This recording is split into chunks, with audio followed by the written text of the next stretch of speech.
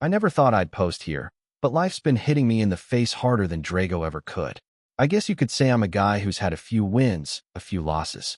Grew up broke, did some questionable stuff to get by. Yeah, that movie. Go ahead and Google it. And had this crazy dream of writing a film where the underdog wins. I wasn't trying to be the next Brando, man. I just didn't want to go back to scraping gum off sidewalks or getting evicted every 3 months. Enter Carla. Not her real name, obviously. Met her at some party I got dragged to after a few small acting gigs. She had that classic model look, but with this quick wit that made her seem like she actually listened. I was floored. We clicked fast. Too fast, maybe. She told me she believed in me. Said I had leading man energy, and that I just needed a break. I was still sleeping in a crappy apartment with cockroaches and barely enough cash for groceries. She didn't care, or so I thought. We moved in together in the shoebox in LA. I wrote Rocky at that tiny kitchen table. She'd pour wine, rub my shoulders, tell me I was brilliant. But something started to shift after I turned down the offer to sell Rocky for a big payout. I insisted on starring in it myself, even though the studio wanted literally anyone else. Burt Reynolds, James Caan. Hell, maybe even a toaster would have made the shortlist before me. Carla didn't take it well. That was the first crack. You're turning down $350,000, she said, all high-pitched and wide-eyed. What if they never make it? What if you blow it? I told her I needed this. That it wasn't about money, it was about the shot. She didn't talk to me for 2 days. Still, I thought it was just stress. Money was tight. Dreams are scary. I got it. I made excuses. But in the back of my mind, something started to smell off. Not literally. More like this vague sense of rot. You ever get that feeling like you're being tolerated rather than loved? At the time, I chalked it up to nerves. I didn't know then, but that was the beginning of the unraveling. So Rocky finally gets made. You know how it goes. Low budget, no faith in me, everyone expecting it to flop. But then it hits. Big. Like, Oscar nomination level big. Suddenly everyone who wouldn't even return my calls is inviting me to parties and acting like we've been best buds since birth. And Carla? She flips the script overnight. Now she's strutting into premieres like she's the queen of Hollywood. She kept introducing herself as Sylvester's muse, like she wrote the damn screenplay with me. People ate it up. I didn't care at the time, I was too caught up in the whirlwind. The fame, the interviews, the handshakes from execs who used to call me Sly with a smirk. It was all happening. But behind closed doors, it was different. She started making snide comments.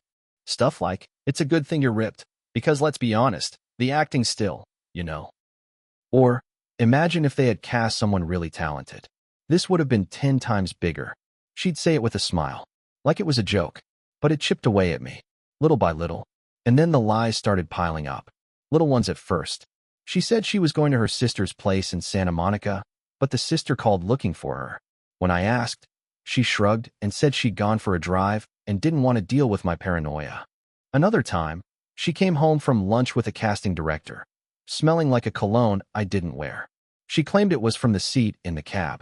You ever try to argue with someone who's ready to gaslight you into thinking you're the problem? That was Carla, but she'd follow it up with sex, or gifts, or a wide-eyed, I love you, that sounded like a line from a bad soap opera. And because I was flying high professionally and terrified of being alone, I let it go. I figured, maybe this is what success feels like. Confusing, loud, lonely. But the truth was clawing its way to the surface. And when it showed its face, it didn't come quietly. It happened on a Tuesday.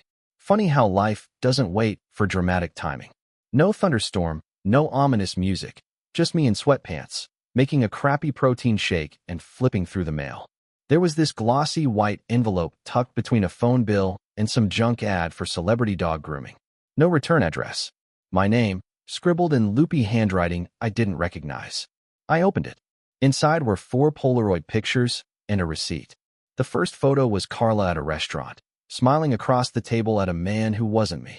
The second one showed them holding hands. Third, they were kissing.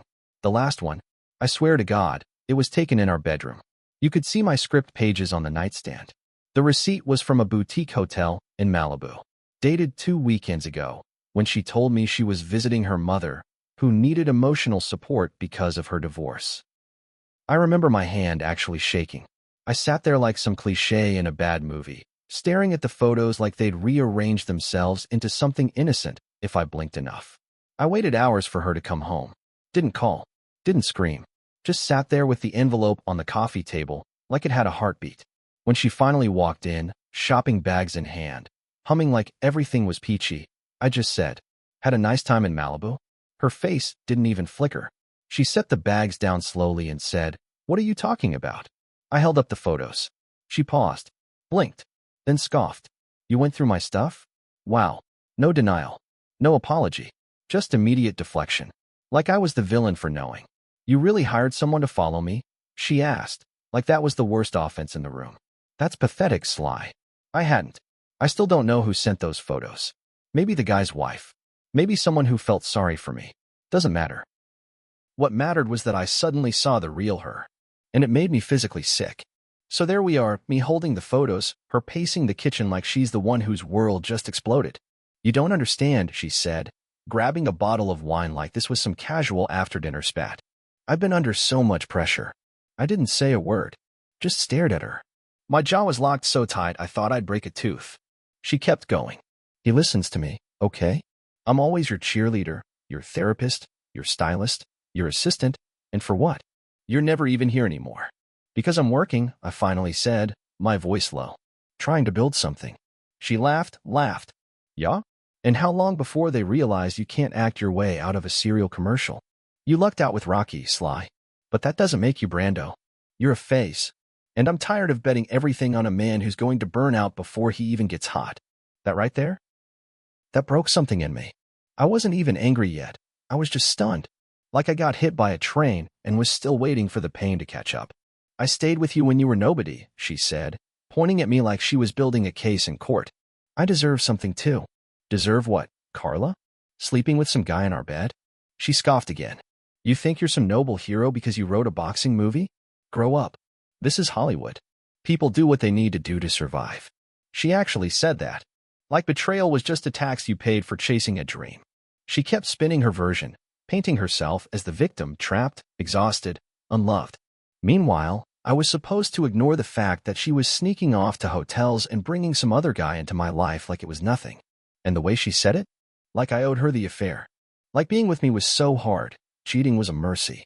That night, I didn't sleep. I sat in the living room with the script for Rocky II in one hand and a glass of cheap whiskey in the other, trying to make sense of how a woman who once read lines with me in the dark was now calling me a washed-up joke. And I still hadn't even decided what to do. The next night was the closest I've ever come to throwing my entire life away. I was alone in the house. Carla had stormed out after our last conversation, said she was staying with a friend. I didn't ask which one. I didn't care. I didn't believe a word she said anymore. The silence in that place was crushing. Our house wasn't even that big, but every corner felt haunted. Haunted by what I thought we were. What I thought she was. I sat there staring at a typewriter with a blank page in it, thinking maybe I'd write it all out, like I'd done with Rocky. But my fingers wouldn't move. Instead, I grabbed a duffel bag and threw some clothes in it. My gym stuff. A half-finished notebook. The script draft. I didn't know where I was going. I just knew I had to leave. But then I saw it. On the edge of the kitchen counter, a manila envelope. Not mine. Not there yesterday. I opened it. Inside were divorce papers. Already filled out. Signed by her. She hadn't even told me. Just left it there like a receipt. Not even a note. There was one clause in the paperwork that burned more than the rest. Spouse entitled to 40% of projected future earnings from Rocky franchise and any sequels or adaptations. Projected. Like she already knew I'd make more of them. Like she believed in the franchise more than she believed in me. And it hit me. She'd never wanted to build anything together. She wanted to hook her name to the rising balloon and cash out before the string snapped. I lost it. I grabbed the glass ashtray on the table and hurled it across the room. It shattered against the wall. Then a chair. Then a lamp. I just kept swinging, breaking, tearing. I didn't even realize I was crying until I collapsed in the hallway, chest heaving, face soaked, hands cut from the glass. The rage finally ran out, and all that was left was this crushing emptiness. I remember thinking, this woman nearly made me hate the one thing that saved my life, writing. And then, just like that, a thought. If she was ready to be done, then so was I, but not in the way she expected. The morning after I wrecked the house, I sat on the floor for what felt like hours, just staring at the papers she left behind. The betrayal, the legal vultures already circling the bones of my future, it should have broken me. But instead, something clicked. I got up. I cleaned the glass. I threw the divorce papers into a drawer. Not because I was ignoring them, but because I realized something. She wanted to end the story right here. She thought I was done. Washed. Tapped out. But Rocky didn't quit in round 2. And neither was I. So I did what I always did when the world turned on me. I wrote. I sat at that goddamn typewriter like it owed me answers. I rewrote the Rocky 2 script in a fury. Punched the keys like I was punching her memory. Every jab, every heartbreak, every monologue fueled by her. I changed the ending. Made Rocky win this time. Because if I couldn't win in my marriage, I was damn sure going to win in the ring. And here's the thing, they all thought Rocky was a fluke. The producers, the studios, even some of my so-called friends. But when I handed in the new draft, the room went dead silent. Someone asked, what inspired this? I said, divorce. And everyone laughed like I was joking. But I wasn't. Behind the scenes, Carla kept popping up. She started showing up at events uninvited, telling people we were working through it. Even flirted with reporters, played the role of the wounded Hollywood wife. She said I'd lost myself in the spotlight. Like I hadn't spent years dragging myself through the dirt just to get a glimpse of that light. And the worst part? Some people believed her. People I respected. But I didn't chase them down to correct the record. I let them talk. I let her talk. Meanwhile, I kept typing. Because I'd figured out the truth. If I couldn't stop the lies, I could outlive them. And that meant turning this pain into something permanent. Something she could never steal. It was 3 weeks after the Rocky 2 script got greenlit. I was living out of a tiny apartment above a gym in Van Nuys. Smelled like sweat and mildew, but I liked it. No fake smiles. No marble countertops. Just grit. Just real. One night, I came back from a 14-hour day. Rewrites, fight choreography, press calls. And there she was. Carla. Sitting on the stoop outside my building like she was waiting for a damn bus. She had her big sunglasses on even though it was pitch black out. A suitcase next to her, like she expected me to carry it in. I almost turned around. Almost didn't say a word. But I figured I deserved to hear the new lie. Hey, she said softly, like nothing had happened. Like she hadn't called me a joke. Like she hadn't tried to rob me before the money even showed up. Why are you here? I asked. She sniffled. Real dramatic. I've been thinking. I miss us, Sly. I made a mistake. Oh, you think? She stood up, stepped closer. You've changed. You've got this fire again. It's sexy. Like when we first met. That's when I knew. She didn't miss me. She missed the idea of being around success. Missed the smell of a win. She saw the trailer, saw the magazine covers starting to buzz again, and wanted back in before the explosion. I said nothing. Just stared at her. She got quiet. Don't be like this, she whispered. We were good together. Until you cashed your chips and slept with someone else, I said flatly. She didn't flinch. You were too obsessed with your dream. And you were obsessed with what my dream could buy you. That hit. She blinked. Then tried the oldest move in the book. Tears. I still love you, she whispered. That has to count for something. I just nodded. It does, I said. It counts as a reminder. She looked confused. A reminder of what? That I don't need anyone who only loves me when I'm winning. And with that, I turned and walked up the stairs. She didn't follow. Fame has this strange way of shining a light not just on you, but on the garbage people threw at you when you were still in the dark. By the time Rocky 2 premiered, the buzz was deafening. Crowds, cameras, agents who used to ghost me suddenly remembered my name. Everyone wanted a piece. Except the one person who already had one, and wasted it. A week after the premiere, I got a letter. Handwritten. Sloppy cursive, like she wrote it in a rush, or while crying, or both. It was from Carla. I almost tossed it, but curiosity won. The first half was what you'd expect. I was stupid. I miss you. I made a mistake. Blah, blah, blah. But then it took a turn. She started trying to rewrite history. Said she only slept with the guy because she was lonely and scared about our future. Claimed she didn't even like him, that it was a cry for help. Told me she was just trying to get my attention. As if betrayal was just some weird, twisted love language. Then came the kicker. She said, you wouldn't even be where you are if it weren't for me pushing you to finish that script. I deserve to be part of this success. I earned it too. Let me repeat that. I deserve to be part of this success. I earned it too. I folded the letter up real slow, lit a match, and dropped it into the kitchen sink. She wanted a cut of something she tried to kill. The truth is, she didn't believe in me. She believed in the idea of me. The way people believe in lottery tickets. Long shot. But if it hits? Jackpot. She never expected me to make it. Not really. And once it looked like I might, she panicked, jumped ship, screwed around, tried to cover it with tears and manipulation. Now that the tide had turned, she wanted back in the boat. But I'd already patched the holes and thrown the anchor overboard. It was late, almost 1 a.m. I was alone again, no surprise there. Fame's a weird mirror. It reflects back the people who only show up for the spotlight. I was drinking a cold cup of instant coffee in my cramped kitchen when the phone rang. One of those old rotary ones that buzzed more than it rang. I almost didn't answer, but I did. Stallone. Yeah. This is Robert from United Artists. I just got off the phone with the Academy. My heart froze. You're being nominated. Best Actor. Best Original Screenplay. And the film? Best Picture. I didn't say anything for a few seconds. Not because I didn't believe it, but because in that moment, all I could think about was her. She laughed at me the day I turned down a $265,000 check because they wouldn't let me act in Rocky. Said I was an idiot. Said I should take the money and let a real actor do it. Said I was clinging to a pipe dream like some desperate loser who couldn't admit he peaked at birth. Now here I was. Same loser. Same dream. And the world was watching. I hung up the phone, slid down the wall, and just sat on the floor numb. Not from shock, but from all the moments I should have broken and didn't. You know what I didn't feel? Pride.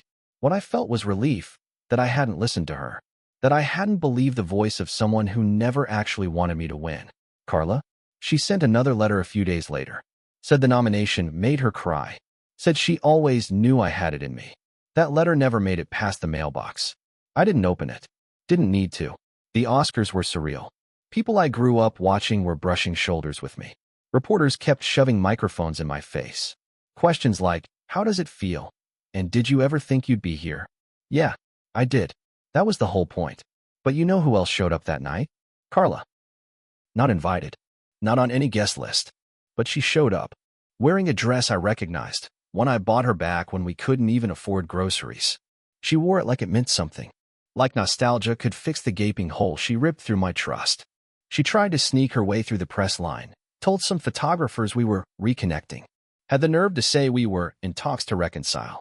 As if my life was a damn business merger. When I finally spotted her near the after-party lounge, she waved like we were old high school friends at a reunion. Like none of it happened. I didn't wave back.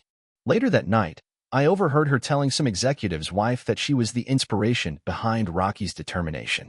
That her love gave me the courage to pursue my dream. That's when it hit me. She wasn't just trying to get me back. She was trying to insert herself into my story. The lie wasn't just personal anymore. It was public. But the moment that really burned into my brain, she looked at me from across the room, holding a glass of champagne she definitely didn't pay for, and gave me this look. This smug, watch me win you back look. Like she was still convinced I'd crack. That the money, the fame, the pressure, it'd eventually make me nostalgic. Weak. Regretful.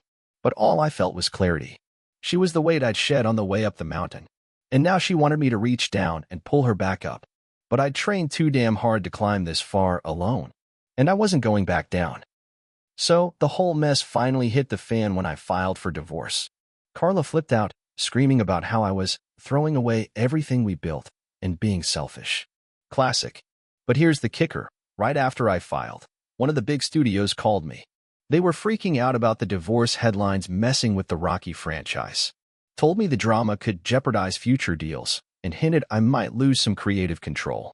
I was caught between a rock and a hard place. The studio wanted me to settle quietly, make Carla go away with a fat payout, and keep my name clean. But Carla? She was pushing for more money, more control, and some ridiculous consulting role on all future Rocky projects. She basically wanted to be my partner, without doing the work. I had to fight tooth and nail to keep the creative rights. Every lawyer's meeting was like a battleground. I was exhausted, emotionally drained, but I refused to let her steal my life's work. At one point, she even lied to my lawyer about having a secret agreement we never made. I caught her bluff, but it was a nasty, draining game. What saved me was a little clause I insisted on including in the divorce papers, a clause that protected my intellectual property, my name, and my rights to the character. Without that, I might have lost everything I fought for. It wasn't just about money anymore. It was about respect, about not letting someone who betrayed me rewrite my story. The divorce finalized months later, with Carla walking away with some cash, but no control. And me? I got the freedom to keep building my dream on my terms. Divorce papers signed, cameras flashing, and people whispering. It felt like the end of a brutal fight. But, honestly, it was the beginning of something I hadn't expected. For a long time, I was numb. The betrayal, the legal battles, the public drama, it took a toll on me. I avoided relationships like the plague, convinced anyone close would just turn into another Carla. But then, out of nowhere, someone stepped in. Not a Hollywood starlet or some big-name celebrity. Just a woman with no agenda, no flash, no desire to ride my coattails. She saw me. Not the fame, not the money, not the character I played, but me. The guy who'd been through hell and back and still kept punching. She called me out when I was being bitter, listened when I needed to talk, and laughed at my terrible jokes even when I wanted to crawl into a hole. I learned that love wasn't about drama or games. It was about trust, about showing up when it's hard, not just when it's easy. Most importantly, I learned to forgive. Not for her, but for me. Because holding on to that anger, that would have been the real betrayal to myself. Now, every time I see Rocky on screen, I don't just see a movie. I see a reminder. A reminder that no matter how many times life knocks you down, you get up. You fight. You keep going. And sometimes, the biggest fight isn't in the ring, it's in the heart. Looking back, I realize there's a lot I wish someone had told me before all this mess started. First, don't confuse love with convenience. Carla loved the idea of me when I was struggling, and the idea of me when I was winning, but never the real me. That's a hard lesson to swallow, but it saved me in the end. Second, trust your gut. When things started feeling off, I brushed it aside because I wanted to believe in us. Sometimes denial is the worst enemy. Third, protect your work and your dreams fiercely. Fame can bring people in your life who want a piece of the spotlight without earning it. Keep your guard up, but don't let it close you off completely. Fourth, don't be afraid to walk away. Staying in a relationship that's toxic or dishonest will drain your soul faster than any bad review ever could. And finally, healing takes time. There's no right way to process betrayal or heartbreak. Be patient with yourself. Cry if you need to. Punch a bag or write a script. Just don't stop fighting for your peace. If you're reading this and dealing with betrayal, remember, you're not alone. Life will knock you down, but you can get back up. And sometimes, that's the greatest victory of all. Just when I thought I'd closed that whole chapter for good, life threw me one last curveball. Years later, after the dust settled and the spotlight dimmed a bit, Carla showed up again. Not at a fancy event or on a tabloid cover. Just knocking on my door. She looked older. Worn. Not the sharp, manipulative woman I remembered. She said she wanted to apologize. Said she'd spent years realizing how much she'd lost, not just me, but herself. For a second, I wanted to slam the door in her face. Wanted to shout every hurt and betrayal back at her. But instead, I listened. We talked for hours. No drama, no lies. Just two flawed people who once crossed paths, made mistakes, and lived with the fallout. That conversation didn't erase the past. It didn't fix the pain. But it gave me something better, closure. The kind that comes from understanding, not bitterness. Sometimes redemption isn't about making things right with others. It's about making peace with what was. And for me, that moment changed everything. So here I am, looking back on the whole nightmare and miracle that was my journey. Trust? It's fragile as hell. Once broken, it's like shattered glass. Sometimes you can piece it back together, but the cracks remain. I learned to be cautious, sure, but also to give trust where it's earned, not just handed out blindly. Love? It's messy and imperfect. It's not always about grand gestures or perfect timing. Sometimes love means standing up for yourself, walking away, and choosing your own peace over someone else's drama. And myself? I realized I'm stronger than I thought. Not because I never stumbled, but because I got back up every time. Because I didn't let betrayal define me or silence my dreams. If you're out there struggling with betrayal or heartbreak, whether from a partner or life's curveballs, remember this. You're the one who controls your story. You can let others write chapters for you, or you can pick up the pen and take it back. Rocky fought his fights in the ring. I fought mine in life, and sometimes, that's the hardest fight of all. Thanks for reading. If you're going through something similar, feel free to reach out. You're not alone.